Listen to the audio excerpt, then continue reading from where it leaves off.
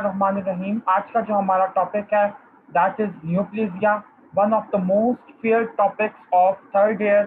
और आज हम लोग इसकी सारी बेसिक्स डिस्कस करेंगे।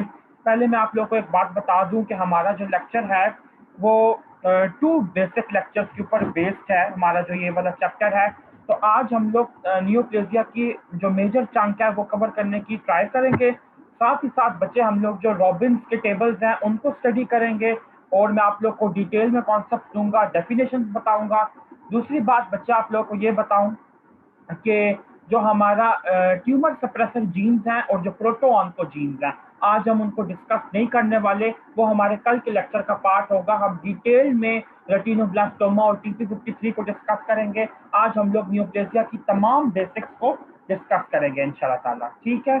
तो बच्चे, अगर मैं बिगिन करूं, सबसे पहली बात यह कि आपको पता होना चाहिए कि न्यूप्लेजिया से मुराद है बेसिकली कि एक न्यू ग्रोथ, ठीक है। प्लेजिया जो है वो वर्ड ग्रोथ के लिए यूज होता है। और न्यू बच्चे, आप लोगों से मेरी रिक्वेस्ट है कि मैं जो आपको तमाम बातें लिखवा रहा हूँ इससे कहीं ना कहीं काइंडली नोट कीजिए। इसमें काफी कुछ नया होगा और रॉबिन से हट के भी होगा, तो आप लोगों को आसानी होगी बाद में जब आप लोग स्टडी करेंगे। तो बच्चे, नियोप्लेजिया का ये मतलब हरगिज भी नहीं होता कि कोई भी कैंसर जो है वो मैलिग्नेंट है। नो, कैंसर जो है वो बिनाइन भी हो सकता है और कैंसर जो है वो मैलिग्नेंट भी हो सकता है, दोनों हो सकता है। तो बेसिकली आप लोग ये देखें कि जब तक हम लोग किसी कैंसर को स्टडी नहीं करते, उसकी हिस्टोपैथोलॉजी नहीं देखते, ठीक है, उसको डिटेल के अंदर माइक्रोस्कोपिक स्टडी नहीं करते, या फिर उसका जो फिजिकल बिहेवियर है वो हम स्टडी नहीं करते, तब तक हम लोग ये नहीं कह सकते कि ये कैंसर बिनाइन है या ये मैलिग्नेंट है। ये वाली बात आप लोग को लाजमी पता होनी चाहिए। दूसरी बच्चे, बहुत इंपॉर्टेंट बात यहाँ पे जरा सी हाईलाइट करता चलूं कि जो बिनाइन कैंसर होते हैं वो यूजुअली जो होते हैं वो कैप्सूल के अंदर एनक्लोज होते हैं, और जो मैलिग्नेंट वाले होते हैं वो कैप्सूल के अंदर एनक्लोज नहीं होते। अब वजह क्या है इसकी? सबसे पहली चीज बच्चे आप लोग ये देखें कि अगर एक ट्यूमर है, एक न्यूप्लास्टिक ग्रोथ हुई है और वो कैप्सूल के अंदर कन्फाइंड है, तो ही हमने उसको बिनाइन कहा है। लेकिन अगर एक कैंसर जो है, उसके कैंसर सेल्स कैप्सूल से निकलने की कोशिश करते हैं या उनके इर्द गिर्द स्टार्ट में ही कैप्सूल डेवलप नहीं होता, तो इसका मतलब है कि उनके अंदर ये एबिलिटी है कि वो सराउंडिंग टिश्यूज को इन्वेड कर सके। इसलिए इस किस्म के ट्यूमर ग्रोथ को, इस किस्म की टिश्यू प्रोलिफरेशन को हम लोग मैलिग्नेंसी कहेंगे। अच्छा, एक बात बच्चे यहाँ पे मैं ऐड ऑन और करता चलूं कि अगर आप लोगों से कोई पॉइंट मिस हो जाए तो you do not need to worry. मैं आप लोगों को लिमिटेड टाइम के लिए रिकॉर्डेड लेक्चर भी प्रोवाइड करूंगा। You do not need to panic. और आप लोगों के जितने भी क्वेश्चंस होंगे बच्चों, वो मैं आप लोगों को एंड पे उसको आंसर करूंगा, या व्हाट्सएप के ग्रुप्स में आप लोगों के जो रिस्पेक्टिव स्लॉट 1-2 के बने हैं उनमें आंसर करूंगा। फिलहाल आप लोगों से जो जो चीज पिक हो रही है उसको पिक कीजिए और उसको नोट कीजिए, ठीक है। अच्छा, उसके बाद बच्चे, अब आप लोग फर्दर अगर आगे आए तो आप लोगों को ये बताता चलूं कि जितने भी बिनाइन ट्यूमर्स होते हैं, with a few exceptions, very few exceptions, वो सारे ओमा के अंदर खत्म होते हैं। लेकिन जो आपके मैलिग्नेंट ट्यूमर्स होते हैं, इनकी बेसिकली दो तरह की टाइप्स हैं। एक है कार्सिनोमास और दूसरे हैं बच्चे सार्कोमास। अब आपने ये बात याद रखनी है कि जितने भी कार्सिनोमास हैं वो सारे आपके एपिथेलियल टिश्यू हैं, एपिथेलियल ट्यूमर्स हैं, ठीक है। और जितने भी आपके सार्कोमास हैं उनके अंदर मीसेंकाइमेटस कंपोनेंट है। मीसेंकाइमेटस कंपोनेंट से मेरी ये मुराद है कि उनके अंदर जैसे थोड़ी बहुत एग्जांपल देता चलूं, जैसे आप कह लें कि बोन का ट्यूमर जो है वो सार्कोमा की फॉर्म में आता है।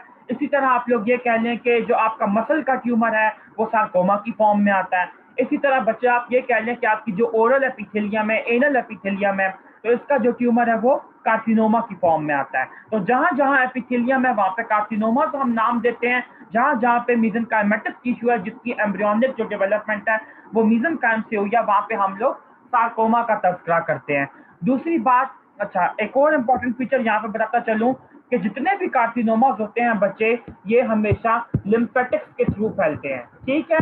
लेकिन हर जगह पे कुछ ना कुछ एक्सेप्शंस जो हैं वो एग्जिस्ट करती हैं। हम उन एक्सेप्शंस को भी डिस्कस करेंगे। सार्कोमास जो है बच्चे, इनका जो स्प्रेड होता है वो हिमेटोजेनस होता है, ये ब्लड के थ्रू फैलते हैं, ये लिम्फेटिक्स के थ्रू नहीं फैलते। लेकिन फिर वही बात कि कुछ ना कुछ ऐसे सार्कोमास की भी एक्सेप्शंस हमारे पास मौजूद हैं जो कि लिम्फेटिक्स के थ्रू फैलती हैं और ब्लड के थ्रू नहीं फैलती, ठीक है। तो सबसे पहला आपको जो बहुत इंपॉर्टेंट पॉइंट एक बताने लगा हूं, 5 ऐसे कैंसर जो कि जिनके आखिर में ओमा आता है लेकिन वो बिनाइन नहीं है। काइंडली इसको नोट कर लीजिए, ये आपके प्रॉफ के वाइवा का टिपिकल क्वेश्चन है और आपकी थ्योरी का, आपके एमसीक्यू का टिपिकल क्वेश्चन है। मैंने इसका साथ से एक निमोनिक बनाया है, मुझे तो ये ऐसे ही याद था। अब आप लोगों को कोई बेहतर लगे तो ज़्यादा अच्छी बात है, ज़्यादा अच्छा है कि अगर आपको कोई और मिल जाए। ग्लाय से ली मैंने, ग्लाय से ली मैंने, जैसे कोई ग्लाय कोई बंदा है और उससे मैंने कुछ लिया है। तो देखिए कि ये कौन से 5 ट्यूमर्स हैं जो कि हैं बेसिकली मैलिग्नेंट, लेकिन इनके आखिर में ओमा आता है तो हमें लगता है कि जैसे ये बिनाइन है।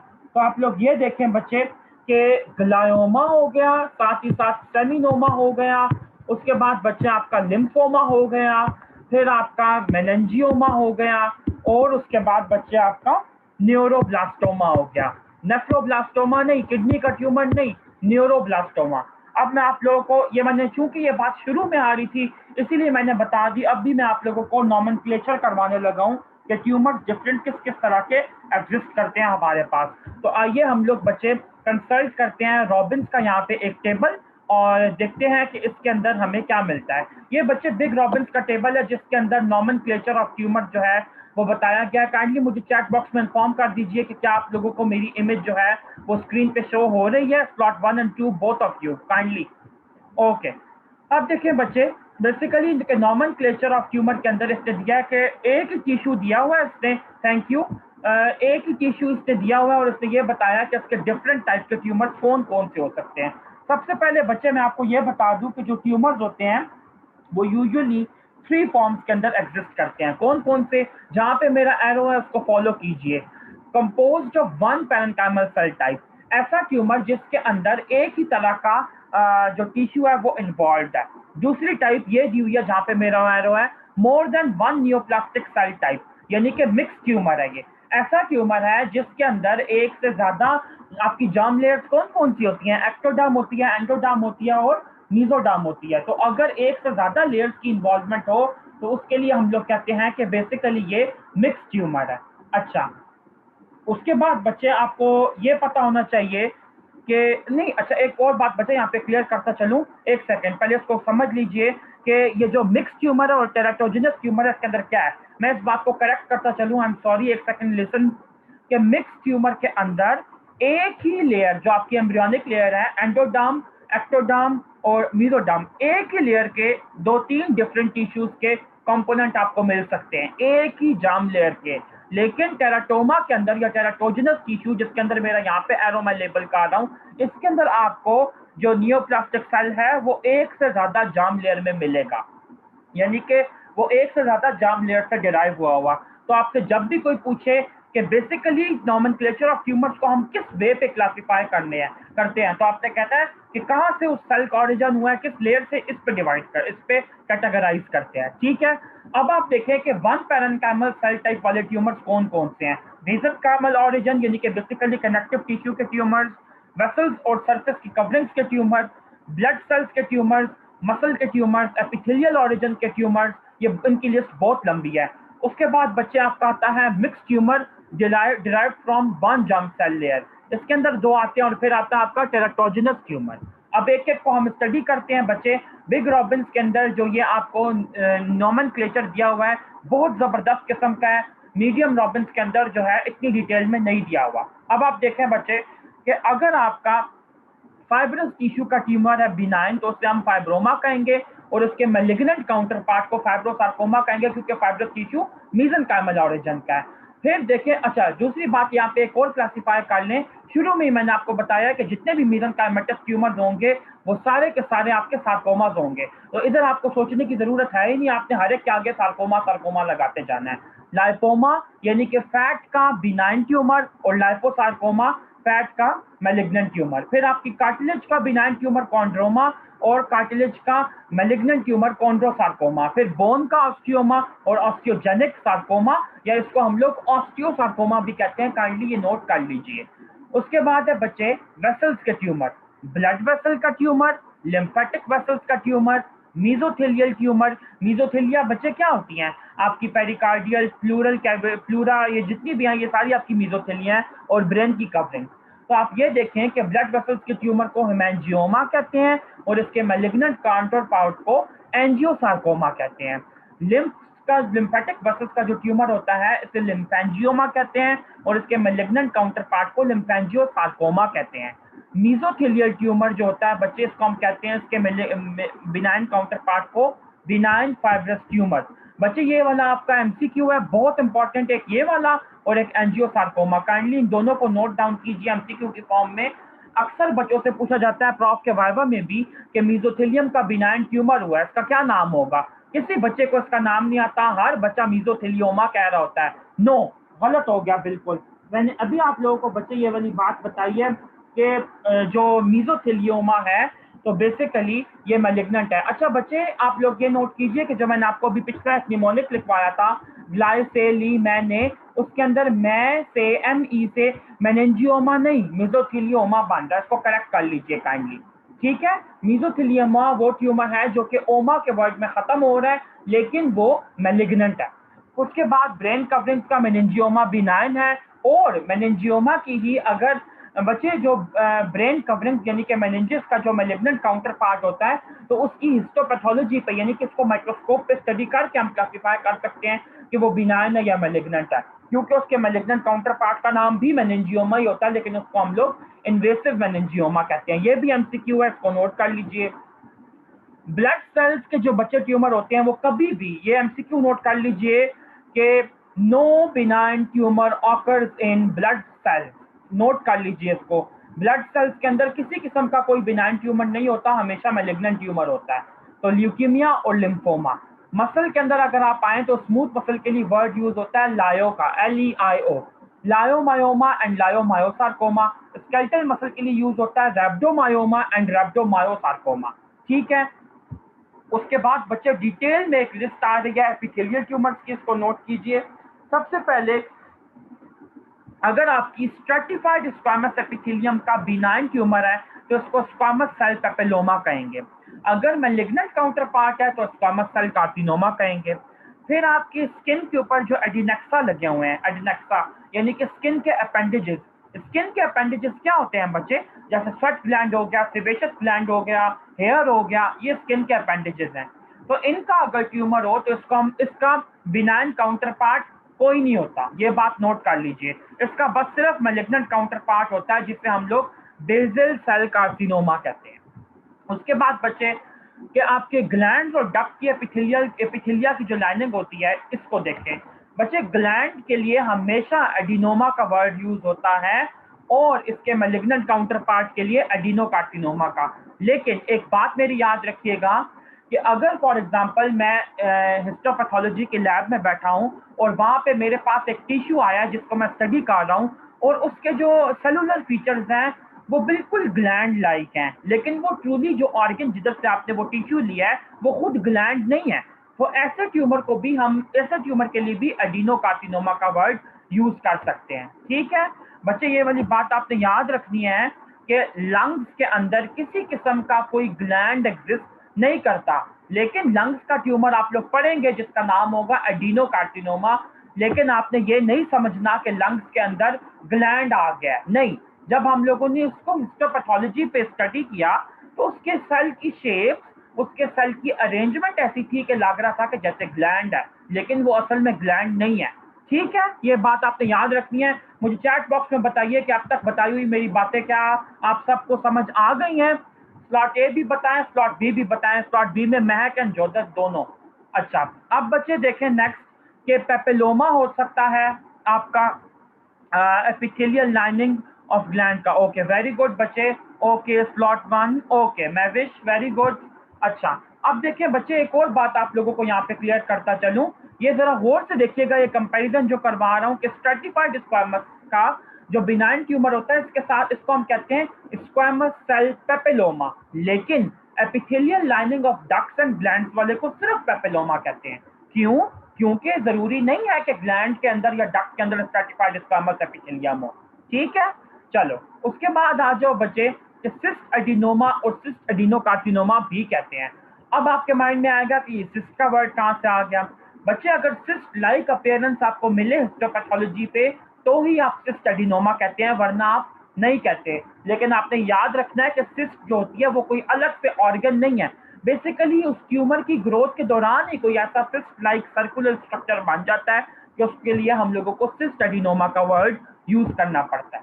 ठीक है, उसके बाद बच्चे देखें कि रेस्पिरेटरी पैसेजेस का बिनाइन ट्यूमर ब्रोंकियल एडिनोमा है। अभी मैंने आपको जो एग्जांपल दी कि लंग्स के अंदर किसी किस्म का कोई ग्लैंड एग्जिस्ट नहीं कर रहा, लेकिन लंग्स के ट्रेकिया वगैरह के अंदर हो सकता है, लेकिन लंग्स के अंदर तो कोई नहीं है। लेकिन लंग्स के अंदर भी अगर आपको बिनाइन ट्यूमर मिलेगा तो उसे आप ब्रोंकियल एडिनोमा कहेंगे।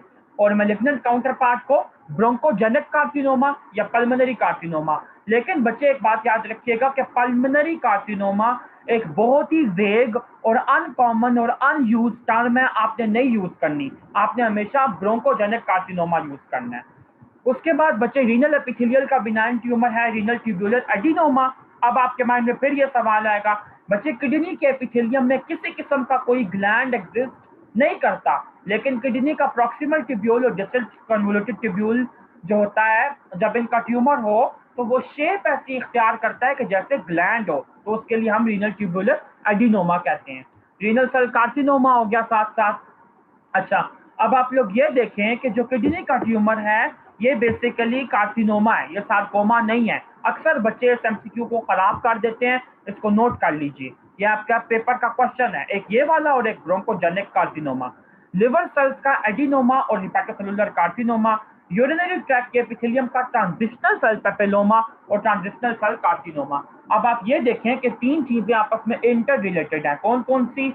एक तो यूरिनरी ट्रैक्ट के एपिथेलियम का पेपिलोमा, दूसरा ग्लैंड्स और डक्ट का पेपिलोमा, और तीसरा स्किन का पेपिलोमा। ठीक है, उसके बाद बच्चे आ जाए प्लेसेंटल एपिथेलियम के ट्यूमर को। ये आपका टिपिकल प्रॉफ का, देखें बच्चे मैं यहाँ जहाँ पे अपना एरो मार्क कर रहा हूँ यहाँ से लेके यहाँ नीचे तक, ये सारे आपके प्रॉफ के एमसीक्यूज हैं, you can not ignore a single one, kindly इस पे फोकस कीजिए। प्लेसेंटल एपिथेलियम का बिनाइन ट्यूमर जो होता है वो हाइडेटिडिफॉर्म मोल होता है, जो कि आपके थैलेसीमिया के साथ भी एसोसिएटेड है, ठीक है, और आरएच इनकम्पैटिबिलिटी के साथ भी। दूसरा मैलिग्नेंट जो ट्यूमर होता है आपके प्लेसेंटल एपिथेलियम का वो होता है कोरियोकार्सिनोमा, इसको याद कर लीजिए पक्का पक्का। उसके बाद बच्चे टेस्टिकुलर एपिथेलियम जो होता है इसका बिनाइन ट्यूमर एग्जिस्ट नहीं करता, इसका कहते हैं कि मैलिग्नेंट ही एग्जिस्ट करता है, और वो है सेमिनोमा और एम्ब्रियोनल कार्सिनोमा। लेकिन ये याद रखिएगा कि टेस्टिकुलर एपिथेलियम का बिनाइन ट्यूमर एग्जिस्ट करने का ये मतलब नहीं है कि टेस्टिस में कोई बिनाइन ट्यूमर होता ही नहीं है, बिनाइन ट्यूमर होता है टेस्टिस में भी कहीं ना कहीं, लेकिन वो इस हेडिंग के अंदर नहीं आता, composed of one parenchymal cell type के अंदर, वो इन दो हेडिंग्स में आ सकता है कहीं। ठीक है, उसके बाद बच्चे एमसीक्यू बहुत ज्यादा कॉमन है, बहुत बहुत ज्यादा, कि ट्यूमर्स ऑफ मेलानोसाइट्स। हमेशा याद रखिएगा किसी बंदे को अगर मोल निकलता है, तिल निकलता है, तो बेसिकली वो एक बिनाइन ट्यूमर होता है, ठीक है, जिसको हम लोग कहते हैं नीवस। और अगर मैलिग्नेंट है तो फिर हम इसको कहेंगे मैलिग्नेंट मेलानोमा। ये बात आपने याद रखनी है बच्चे। तीन ऐसे एम से स्टार्ट होने वाले कैंसर्स हैं जिनको आप कंफ्यूज कर सकते हैं कि ये मैलिग्नेंट है या बिनाइन है, मीजोथेलियोमा, मेनिंजियोमा और मैलिग्नेंट मेलानोमा। हमेशा याद रखिएगा कि सिर्फ और सिर्फ मीजोथेलियोमा ऐसा है जो मैलिग्नेंट है, बाकी मेनिंजियोमा जो है वो अलग लिखा जाता है, वो बिनाइन है, और मेलानोमा के साथ हमेशा मैलिग्नेंट लिखा जाता है। अगर ना भी लिखा जाए तो ये हमेशा ऑब्वियस होता है कि मेलानोमा एक मैलिग्नेंट कैंसर है। उसके बाद बच्चे आ जाए more than one neoplastic cell type पे मिक्स ट्यूमर, जो कि एक जर्म सेल लेयर से डिराइव हुआ है, तो इसके अंदर आ जाता है बच्चा सैलिवरी ग्लैंड का प्लियोमॉर्फिक एडिनोमा।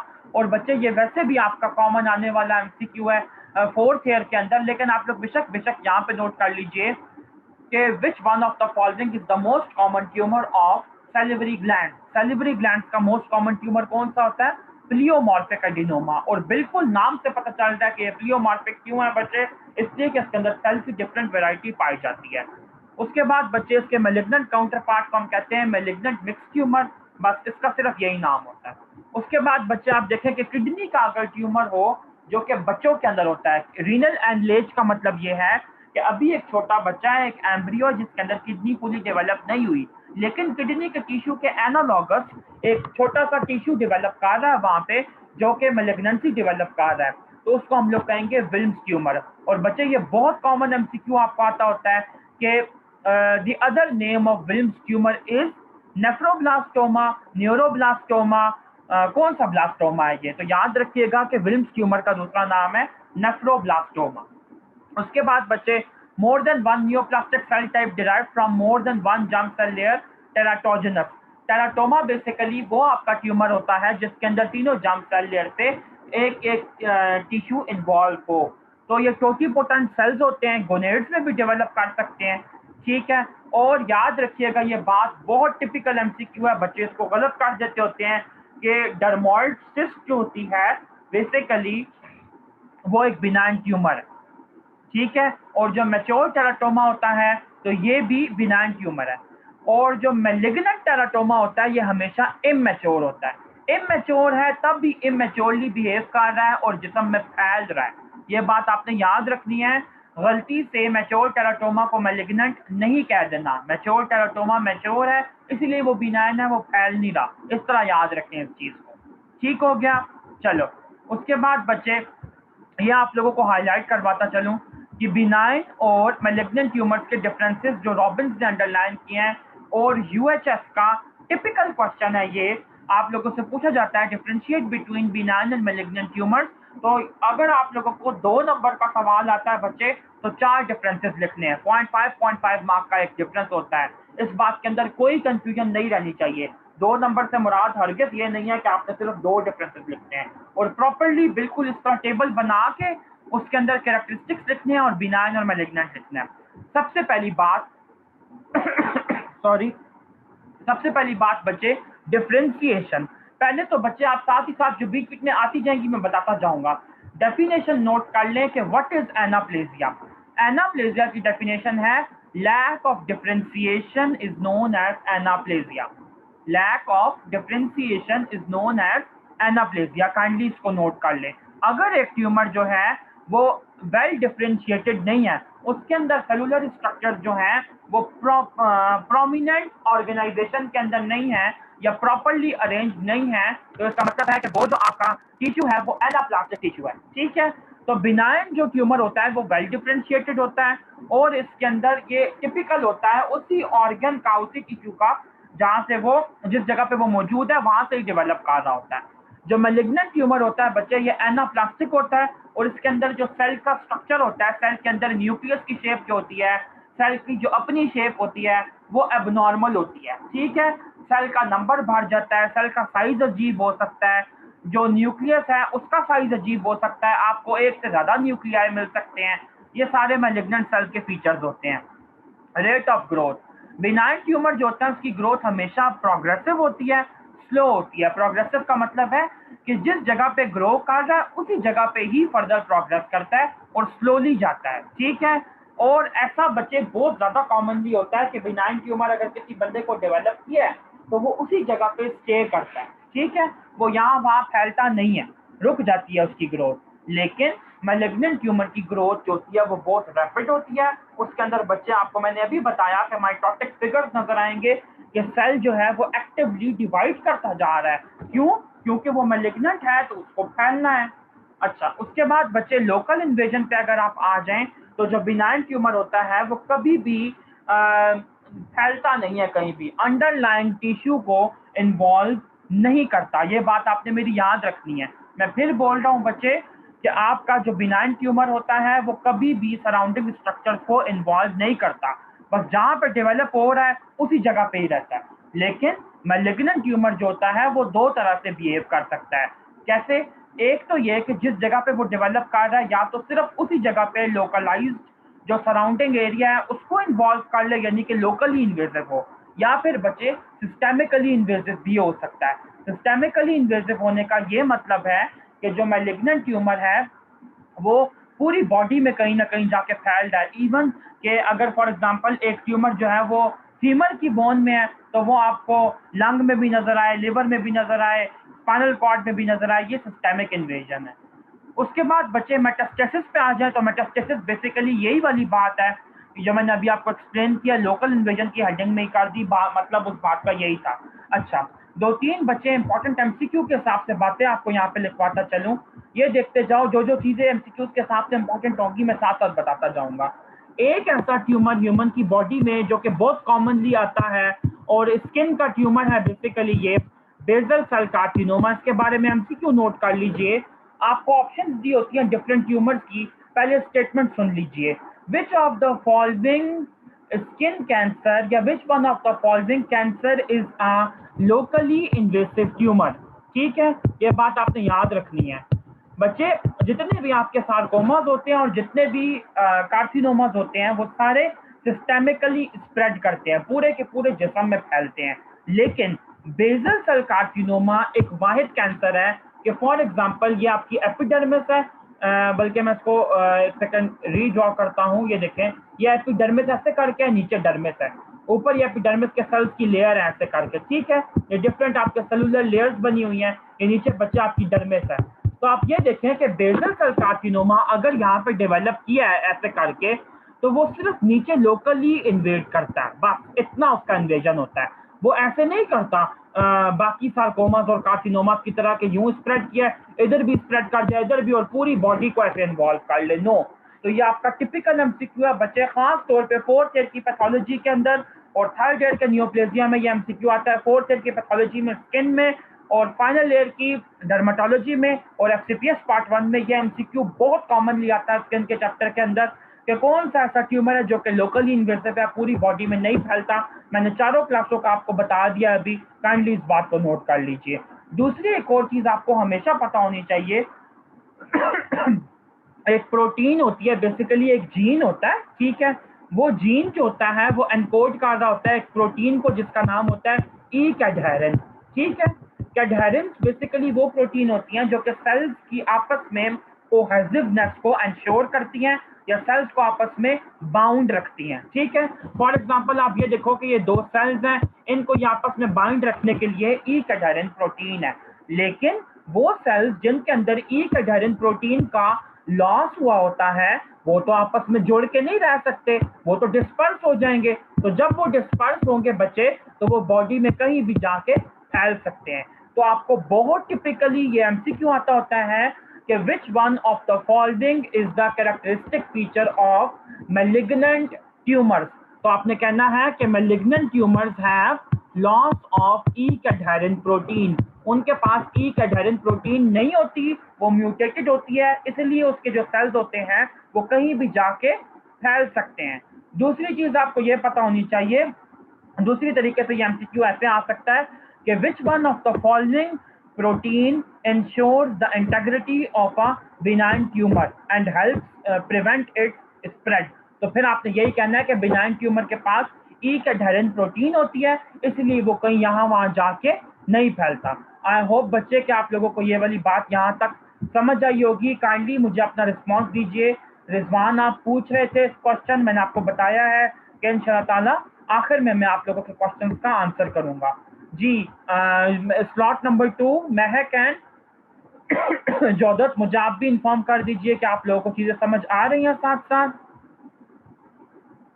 ओके, अच्छा बच्चे, ये बिग रॉबिन्स का एक बहुत बहुत इंपॉर्टेंट, थैंक यू बच्चे, एक बहुत इंपॉर्टेंट टेबल है जिसके अंदर इसने बताया हुआ है कि क्रॉनिक इन्फ्लेमेटरी स्टेट्स कौन कौन सी होती हैं जिसके अंदर आपका कार्सिनोमा ट्रिगर हो सकता है। ठीक है, लेकिन मेरे ख्याल से इस टेबल पे जाने से पहले मैं आप लोगों को एक और टेबल दिखाता चलूं।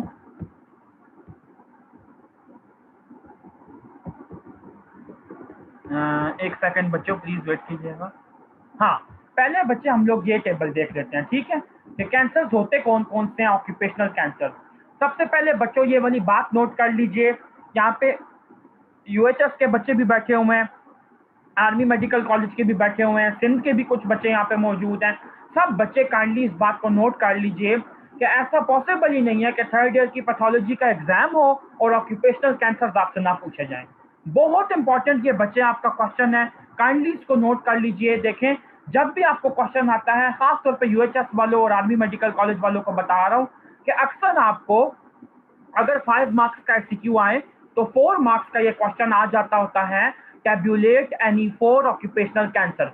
अब बच्चे क्या करते हैं बच्चे कि सिर्फ जो ऑक्यूपेशनल कैंसर के नाम होते हैं ना वो लिखाते हैं, जैसे यहाँ पे लिखा हुआ है हेमेंजियोसार्कोमा, मेसोथेलियोमा, ल्यूकीमिया, लंग का कैंसर, प्रोस्टेट का cancer. Wrong, that's totally long, आपको 4 में से 1 नंबर भी नहीं मिलेगा, ये मैं आपको बता दूं। तो आप लोगों ने जब भी ऑक्यूपेशनल कैंसर लिखना है बच्चे, पहले 3 हेडिंग्स ड्रॉ करनी है, यही बुक वाला ही आंसर लिखना है, कोई इधर उधर से नहीं करना। लेकिन ये तो इतने बहुत सारे कैंसर्स हैं, मैं आप लोगों को वो बताऊंगा जो आप लोगों के लिए याद रखना इजी होगा, और आप लोगों को अगर एग्जामिनर वाइवा में पूछता है या क्वेश्चन में आता है तो आप लोग वो आंसर कर दोगे। सबसे पहले आपने हेडिंग देनी है एजेंट, कि कौन सा एजेंट है जो कि कैंसर करवा रहा है। दूसरी आपने हेडिंग बच्चे ये देनी है कि कौन सी इंडस्ट्री वाले लोगों को ये कैंसर होता है। और तीसरी आपने हेडिंग देनी है कि कैंसर होता कौन सा है, किस ऑर्गन का कैंसर होता है। तो आपको ये पता होना चाहिए बच्चे, सबसे पहले हम लोग करते हैं एस्बेस्टोस। बहुत ज्यादा एमसीक्यू इसके ऊपर आते हैं, इतने ज्यादा एमसीक्यू कि 4th ईयर के अंदर तो पूरा का पूरा 5 नंबर का एमसीक्यू इसके ऊपर आ जाता होता है।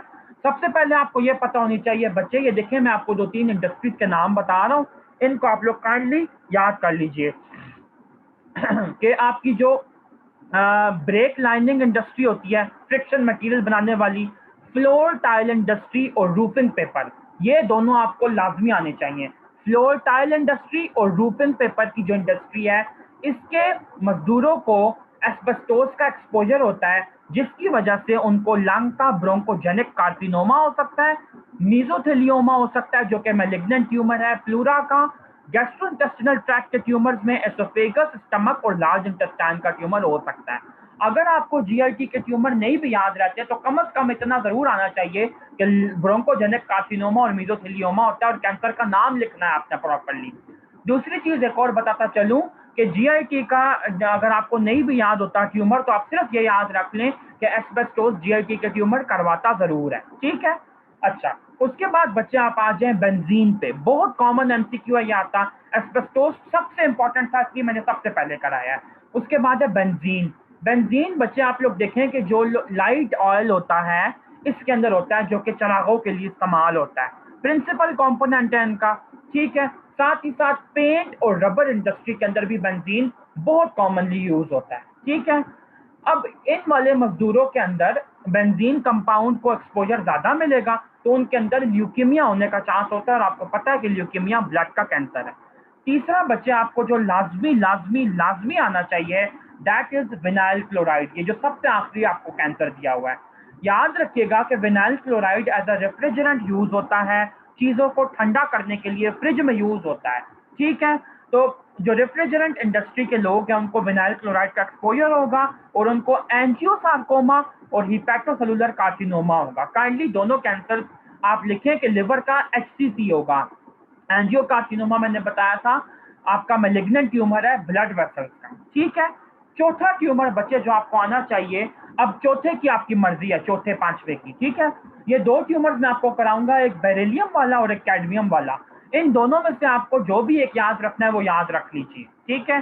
तो आप ये देखें कि बेरिलियम जो होता है उसका एक्सपोजर आपको हमेशा स्पेस जो वर्कर्स होते हैं उनके अंदर, एस्ट्रोनॉट्स वगैरह, और एस्ट्रोनॉट्स तो बेसिकली जाते हैं बाहर, जो स्पेस इंडस्ट्री का काम कर रहे हैं उनके अंदर, मिसाइल फ्यूल वगैरह बनाने वाले, उनके अंदर बेरिलियम का एक्सपोजर होता है, और लंग का ब्रोंकोजेनिक कार्सिनोमा होता है। दूसरी चीज बच्चे आप ये देखें कि वो लोग जैसे जो कि बैटरीज का काम करते हैं, बैटरीज का या मेटालिक प्लेटिंग का, उनके अंदर कैडमियम का एक्सपोजर बहुत ज्यादा होता है, तो उनको प्रोस्टेट का एडिनोकार्सिनोमा हो सकता है, ठीक है, या प्रोस्टेटिक कार्सिनोमा हो सकता है।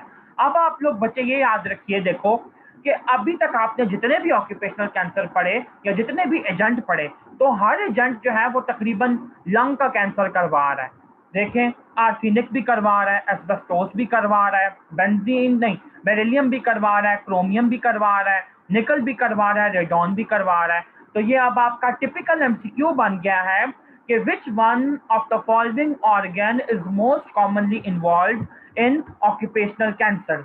तो आपने कहना है कि lung is the most susceptible organ involve in occupational cancer, ठीक है। ये आप लोगों का बहुत इंपॉर्टेंट एमसीक्यू हो गया।